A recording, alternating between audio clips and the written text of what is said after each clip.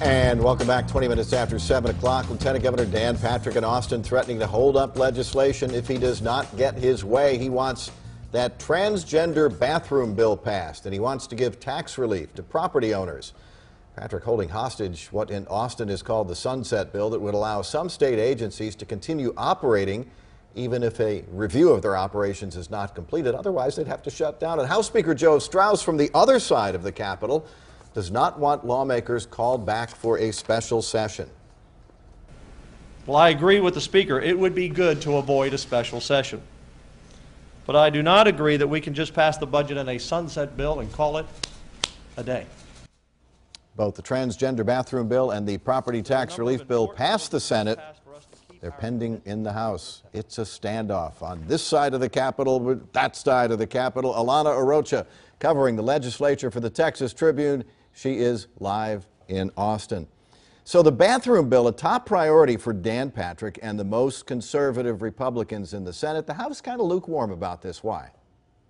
Not all House members. House Republicans say that if the Speaker allowed this measure or language related to SB 6, the bathroom bill, to come up for a vote in the House, they would have the votes.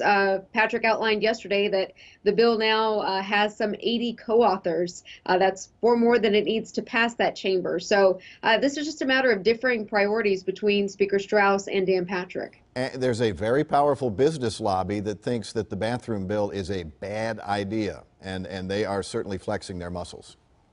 Right, and I mean, in a way, Speaker Straus is said to, be protecting members from having to take that vote. Walk the line between business conservatives and religious conservatives, or those who are for the bathroom bill. But again, 80 co-authors. Some have, pondered that if a lot of people didn't sign on to it, knowing that it would never come up for a vote. But now with this legislative standoff, who knows? Right.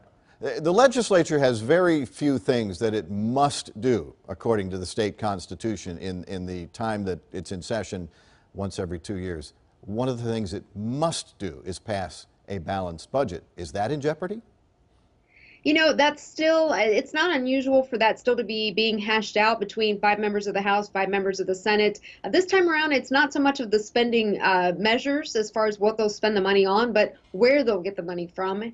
And Patrick doubled down yesterday, saying the Senate has no interest in tapping the state's savings account or rainy day fund, which is what the House wants to do, tap, some $2.5 billion from that to, fund. He says it's only used for one-time expenditures. Right. So we'll see how that hashes out. Right. And one of the other priorities for on the Senate side anyway, is certainly property tax relief.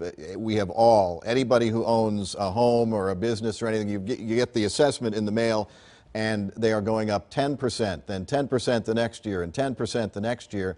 And what the move is to try to protect property tax owners or property owners. Right. It would essentially, cap what local entities can raise as far as property taxes before they have to take any further hikes to the voters and get it for their approval. The House is taking up Senate Bill 2 today, which Patrick was pleased.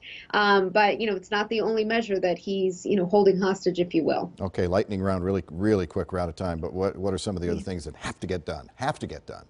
Have to get done. The budget really is the only thing they have to get done. Today, the House will be taking up property taxes. Tomorrow, the Senate could be taking up the texting while driving bill. Of course, not the first session that's been attempted. And then this weekend, big deadlines in the House where further bills from the Senate could die.